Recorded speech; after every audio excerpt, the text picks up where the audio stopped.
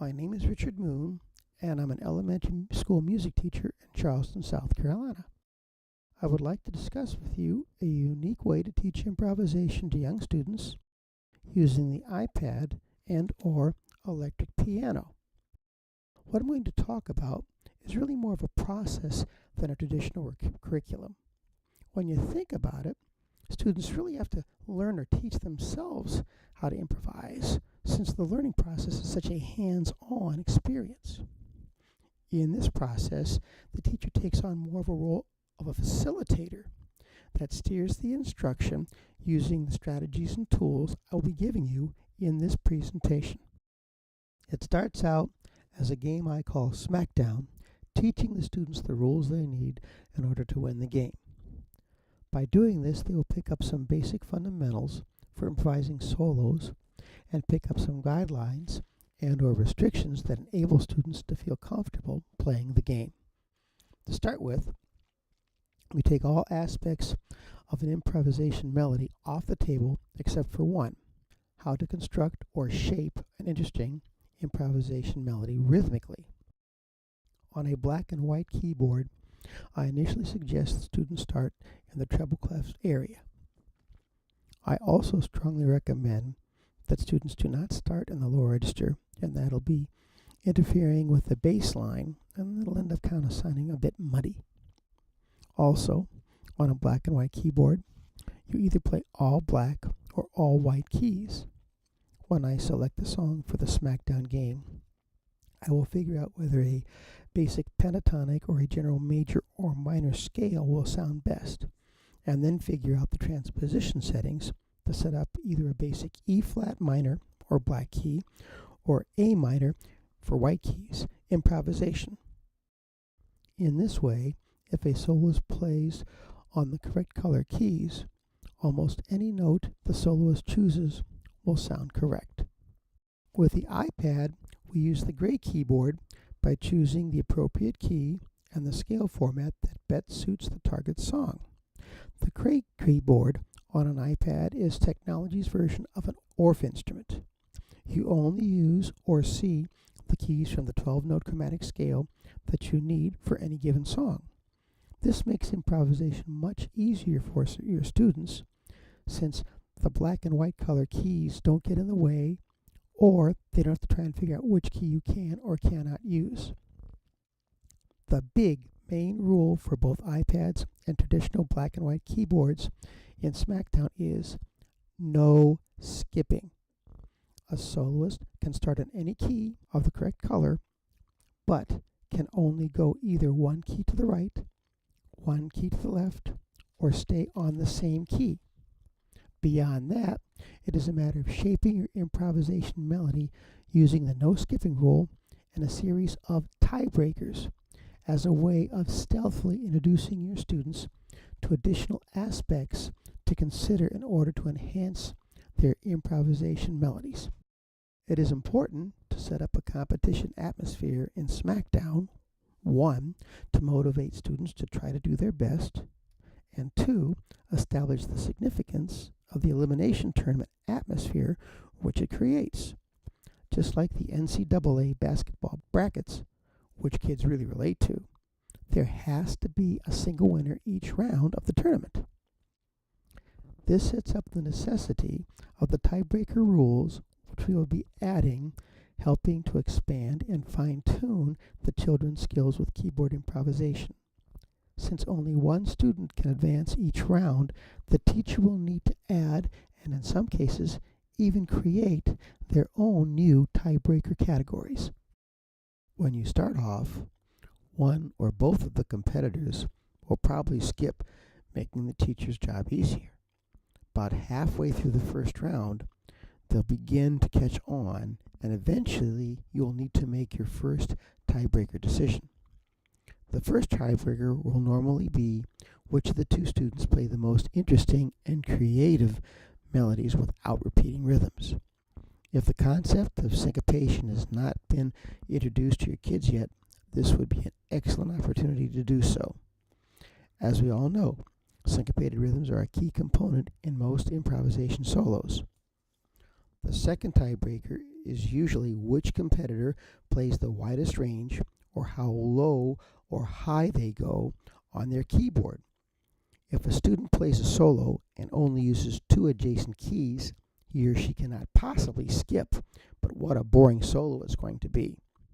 On an iPad, when this particular tiebreaker is needed, the teacher should show the students how to change from the glissando to the scroll mode and give them time to practice this transition and how they can use it in their solos.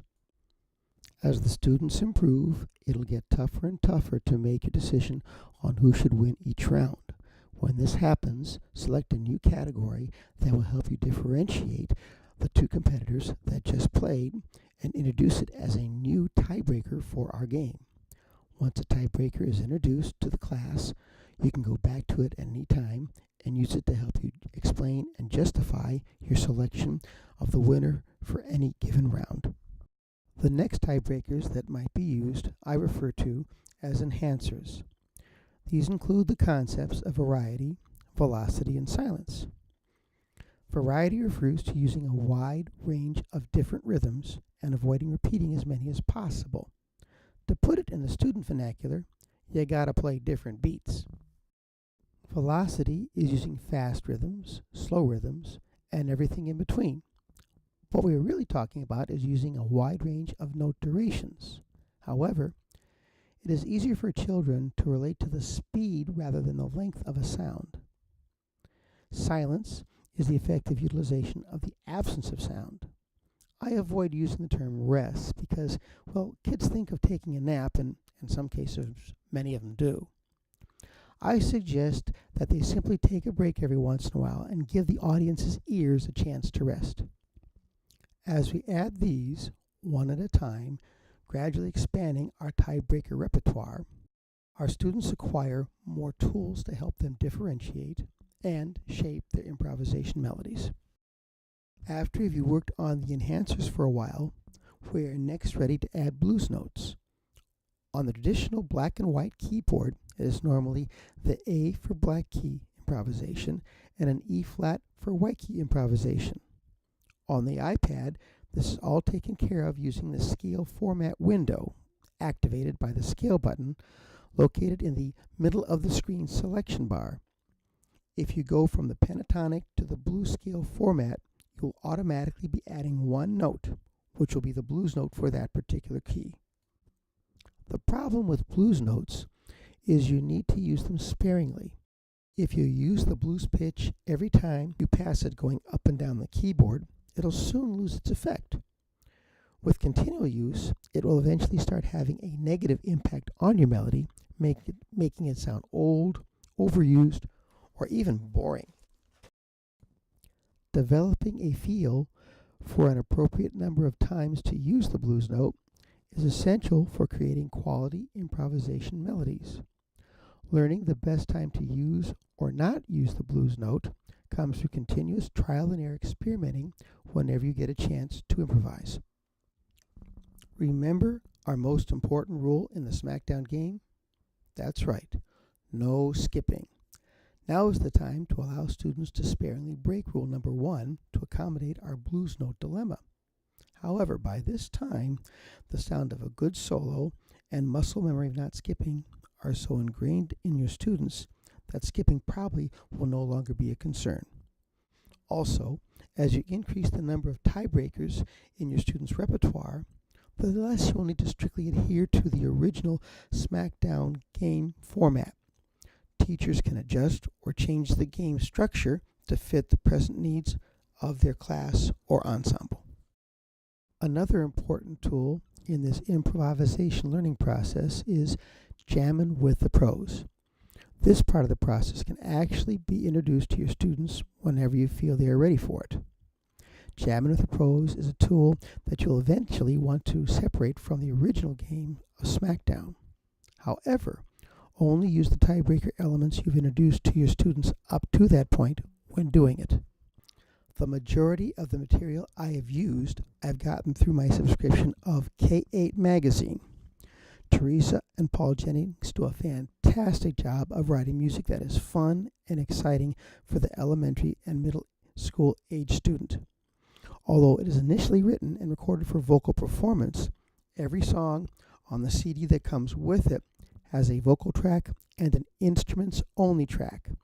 As a resource for learning improvisation, those instrument-only tracks are worth their weight in gold.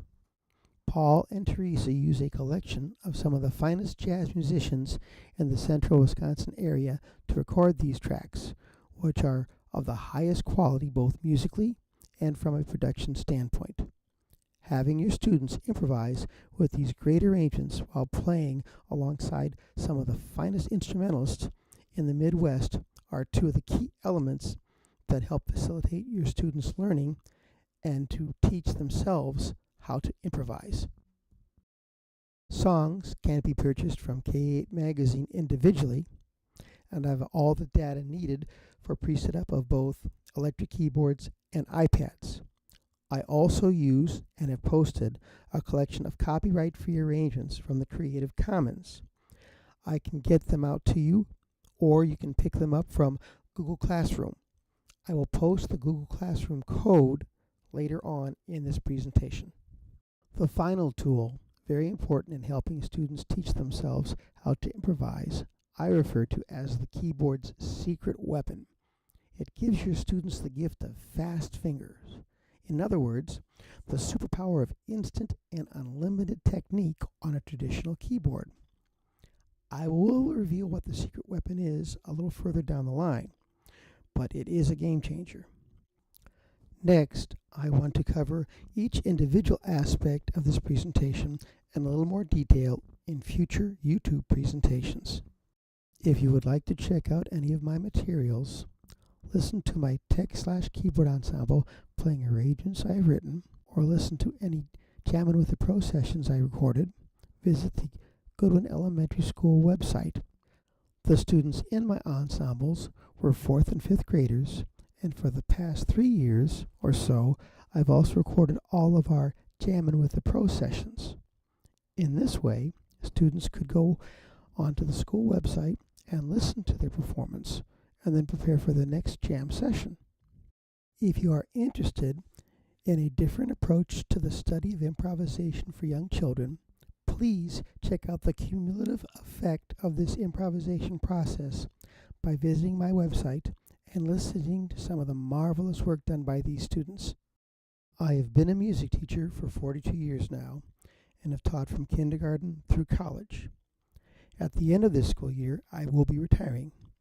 What concerns me most is what is going to happen to all this material I've accumulated over many years on my school's website. I have put well over 1,000 hours, not only regarding GarageBand, electric keyboards, and improvisation, but other aspects of music education as well. Since I am retiring, on July 1st, the district will be deleting my school address and my website. So if you might be interested in anything I've presented to you so far, check it out soon. Copy or download what you might want while it is still there. Most of the material is also posted in a PDF format. I am trying to find another music educator with similar interests whose district also uses School Messenger that houses their school's website. I have permission to migrate my web content to another site, but only if it's hosted by West or School Messenger. This is for security purposes. If your school has a 1-to-1 student to iPad ratio and you're interested in using GarageBand, the entire curriculum that I have written up to date is on the website with content that ranges from kindergarten through high school. If you wish to contact me, use my school address. I will close out for now, realizing that YouTube has a 15-minute time limit on presentations, and I'm not sure where I exactly stand right now, time-wise. Hopefully, I'll be talking with you again in the near future. As far as the next session, well, we're at the close of the school year and things are really hectic, with me trying to pack up all my stuff and all. I will get to another installment as soon as I can. So for now, take care and have a great end of the school year.